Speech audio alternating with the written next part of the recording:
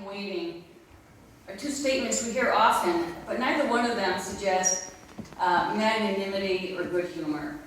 I'll speak for myself and say, what are you waiting for often comes to mind when I'm at a traffic light and the guy in front of me isn't making the left turn when you get the arrow.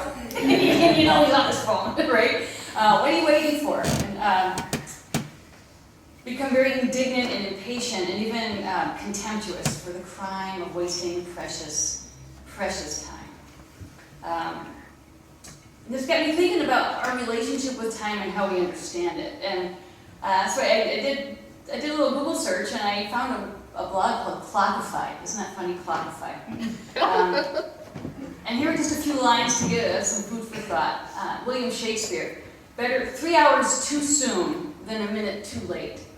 As a child, my mother took that mindset when she took me to the pediatrician, and we would be waiting in the waiting room for hours because you couldn't be late for the doctor. The comedian Finley Peter Dunne said, "The past always looks better than it was.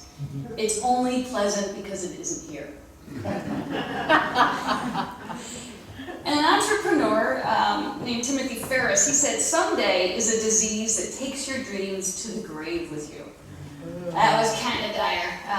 But he's an entrepreneur with a lot of money, so take it for what it's worth, right?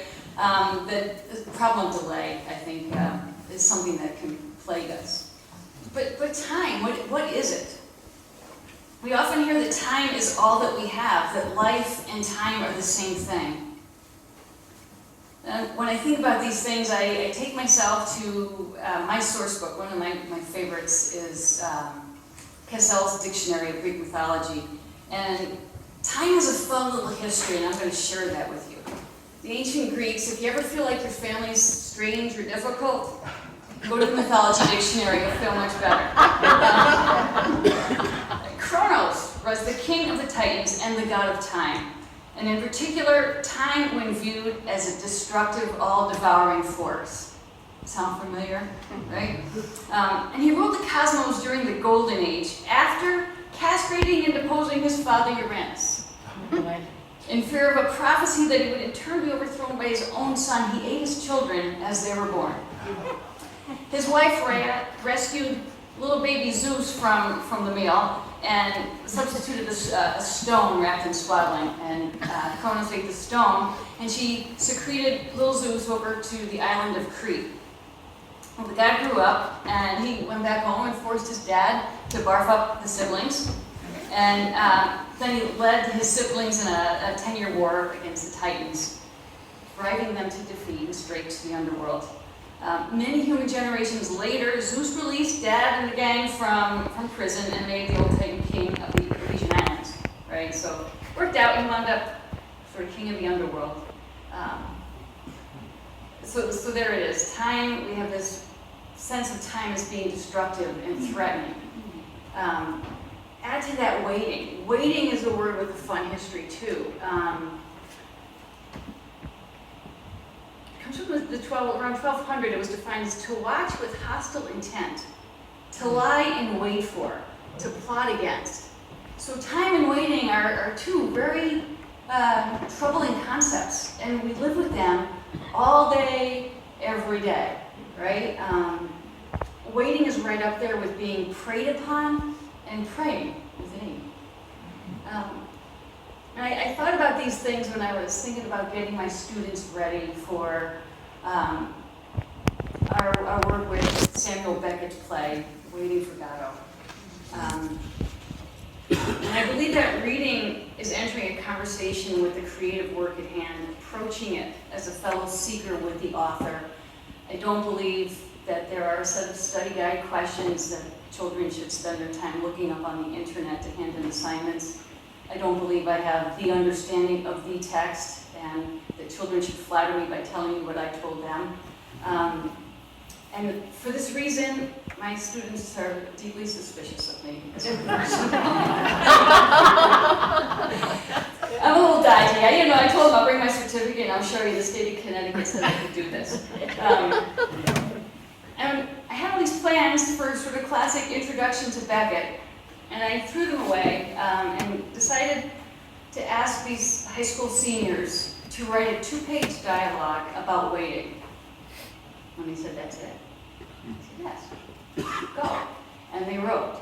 And then I invited them to grab a classmate and perform this 2-page dialogue. And they did. And then I asked them, please define waiting. Now take a piece of paper and define waiting. And I will say, I spend most of my time in the Bronze Age. Right now I'm actually living in the Dark Ages because I'm reading Beowulf with my kids.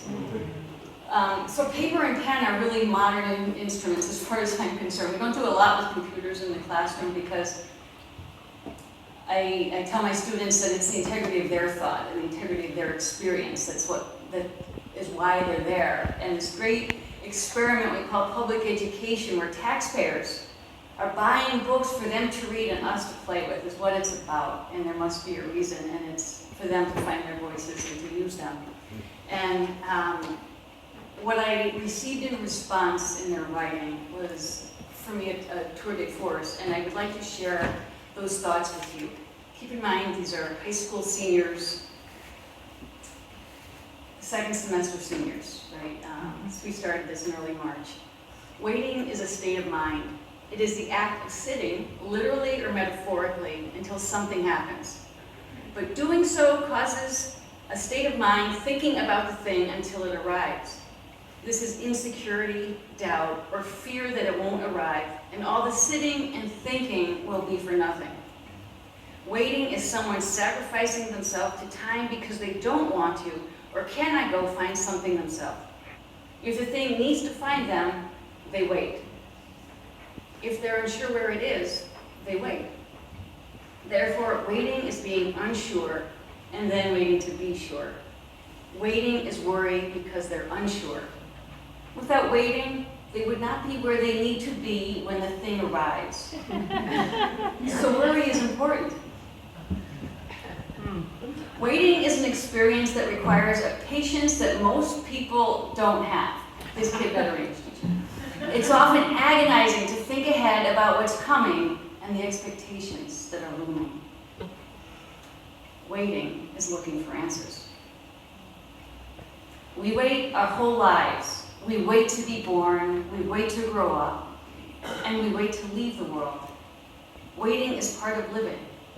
It is our natural instinct before stepping into decisions. Waiting is a feeling of uncertainty, often coupled with a longing for the approval of others. Waiting is everything and nothing all at once. The act of seeking something for a prolonged period of time can allow one to overthink or create false regrets about something. Waiting can take control of your life, or you can be in control of it. It is abstract. It is reality.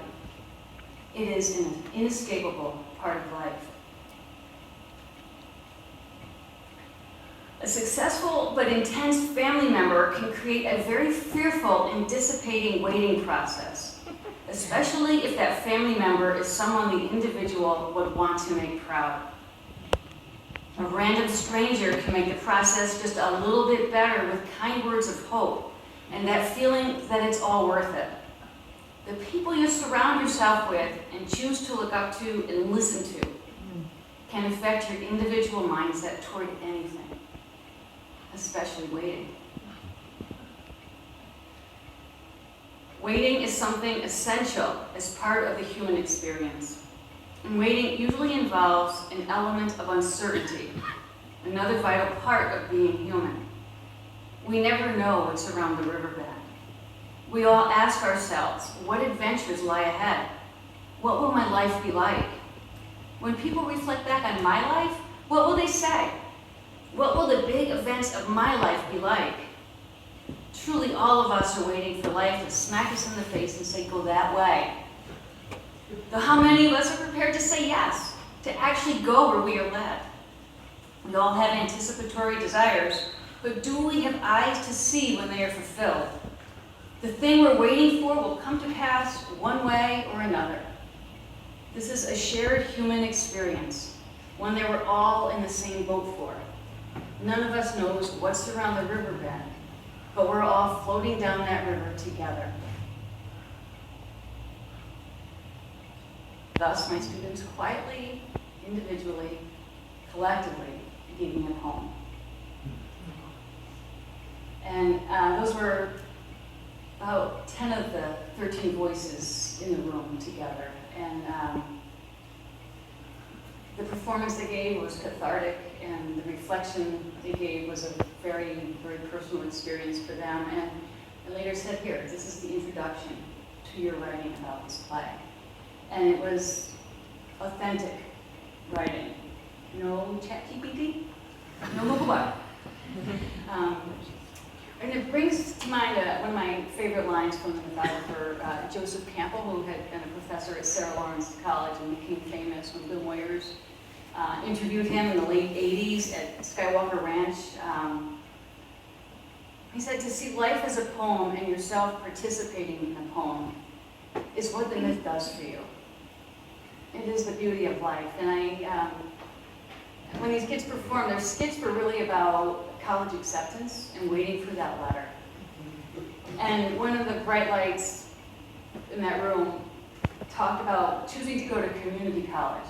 And she wrote a very satirical skit about her mother banishing her from her younger siblings, lest she taint them by her low expectations for herself. And it was very telling. And I thought, what do we do to our young people that we have programmed them to fall apart as soon as there's some uncertainty in their lives? But just as a footnote, I'll add that day, they're all members of the National Honor Society. I advised that group. We got in a bus and we went to the elementary school to celebrate Read Across America Day. So the kids are all reading these awesome little books from their childhood to the youngsters in the first, second, and third grade classrooms, and all the teachers had been their clique teachers way back. And what did they ask them? What did you hear from the college yet? Where do you want to go? What are your plans? I'm like, don't ask them that, don't ask them that, please. Waiting is hard. Waiting is hard, and it comes with expectations and the fear of disappointing the people we love and care about and respect. And I think for me the answer is to fill that space with beauty and art. And I go back to another one of the good books, to Odysseus on his journey home. When he's almost home and he's taken in by the Phaeacians on the island of Scheria, and they have sports games and a grand old time, and they're feasting, and the poet Demodocus starts playing his harp and telling the story about this amazing man who helped defeat the Trojans in the Trojan War, and Odysseus is tearing up, and he's, oh my God, what an amazing hero. And he says, wait, that's me. And it's a profoundly arrogant moment, but not to be expected from Odysseus, but also, yeah, my life is really something, and I'm waiting to go home. And I can fill that time with the feasting of love and acceptance. And this is the beauty of the epics. And but in our time, in addition to celebrating the beauty, we also wonder, question, and critique as we go. And therein lies the torture as well as the fun. Enter Godot or not. Waiting for Godot is a tragic comedy in 2 acts. And that is on the cover of the book. When I handed it out to my kids, one of the more precocious of the few boys that took the class said, should we know what a tragic comedy is before we start? I said, you do. I never heard of it, he said. I said, how do tragedies end? The hero dies. How do comedies end? The hero lives. There's humor. Exactly. Tragic comedy, I said. You die, and you live, and you laugh. In that order, he asked. If you're an optimist, I said, let's read the play. My students never saw the play or read it before. Nevertheless, they got up in class, put on the bowler hats that I had ordered from Amazon, and they played it to the hilt. The only preview that we had of the play was a little video about a performance at St. Quentin Prison in the 1950s. After it was successful in Paris, they brought it to the United States. It flopped in New York and Miami. And the intellectuals just couldn't figure it out. But the prisoners in St. Quentin got it. And Daggett gave his blessing, and he oversaw that production. And they understood it. And one of the prisoners, I forget his name, but he went on, after he was released from prison, to go on and produce plays in Europe. So that's That's the subversive stuff kids like to hear, that they are up with the guys at San Quentin on what this play means. Leave the intellectuals behind. But what's interesting is what a physical play it is, and when you actually perform it, you get it. It's Estragon smelling his boot. Vladimir has a urinary tract issue. They eat roots that they keep stored in their pockets. They're vagabonds. They don't know where they're going or really what they're waiting for, but that thing they're waiting for has a name, and it's Gado, and Gado is not Gado. And he doesn't show up. So the characters spend all their time complaining, lamenting their troubles, their woes, their physical ailments, and they do it in a barren landscape, in a post-World War II world where Beckett lived and supported the French resistance at the time. And saw what human beings can do to each other, a flattened landscape. And that is the world of waiting for Godot. And it wasn't a problem for my students to understand that, what we do to each other and what's potentially bad about that. And so to watch them enact this play and hold each other up and fall on the floor and pick each other up and be laden with heavy loads and help each other out, and is to watch people come to life as young adults, growing in compassion and warmth. And this is the power of literature. I wanted to share with you a few quotes from the play, because everybody should have the fun of waiting for Godot. A friend of mine said, "We're teaching that play." It's like, why are you doing that to them? Because it's fun. But Pazzo's the tormentor, and he said at one point, he comes in at the end of Act 1, and he says, "Have you not done tormenting me with your accursed time? It's abominable. When? One day is not enough for you. One day he went dumb. One day I went blind. One day we'll go deaf. One day we were born. One day we shall die. The same day, the same second. Is that not enough for you?" Vladimir, why are we here? This is the question, and we are blessed in this, that we happen to know the answer. Yes, in this immense confusion, one thing alone is clear. We are waiting for God to come. We are not saints, but we have kept our appointment. And I love that line. It always makes me think of sitting in the pediatrician's waiting room. Estragon, we are all mad. We are all born mad. Some remain so.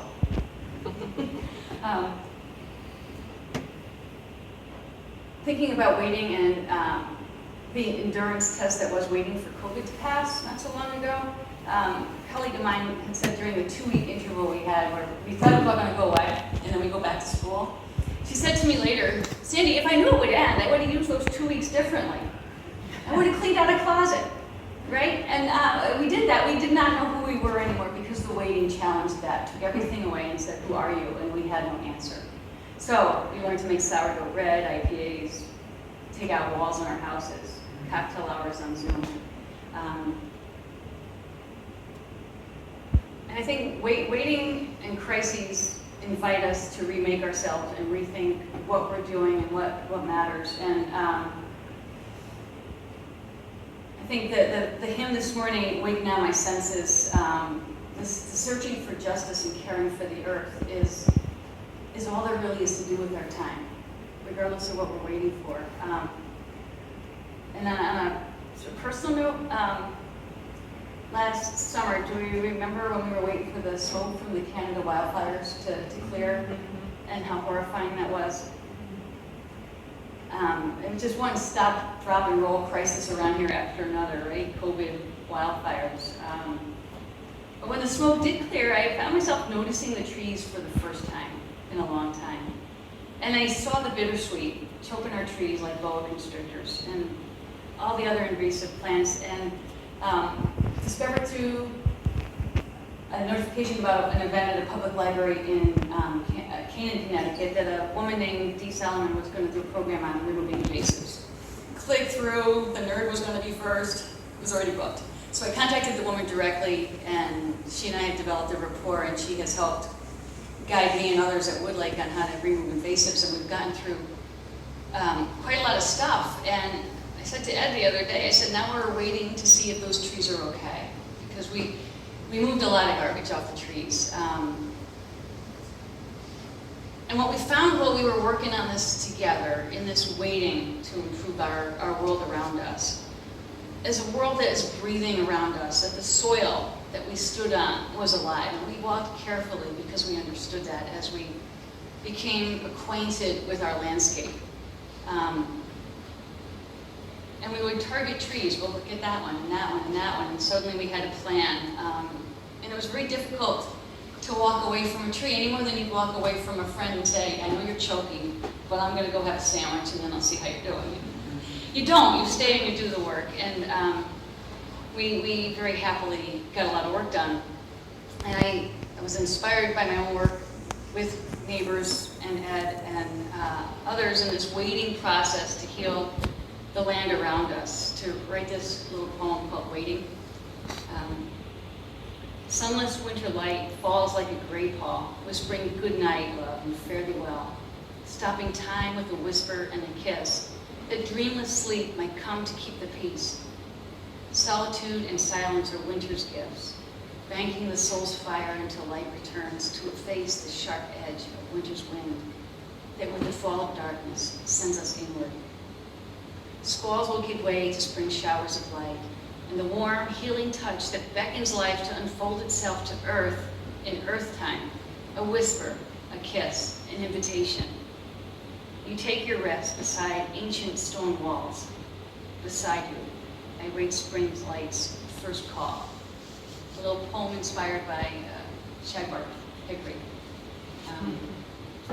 And I think that is my hope, and what I wanted to share with you today, the power of finding something to do. My mother's always best advice whenever I was upset about nonsense. Find something to do. Being busy in service of the world around us, I think, is the antidote to the big grief of waiting. Although my students wouldn't say that after they encountered their teachers asking them those questions. And I just realized I didn't read the Emily Dickinson poem first, so I'll finish with Emily. She said, forever is composed of nows. Forever is composed of nows. 'Tis not a different time, except for infiniteness and latitude of home. From this, experienced here, remove the dates. To these, let months dissolve in further months, and years exhale in years.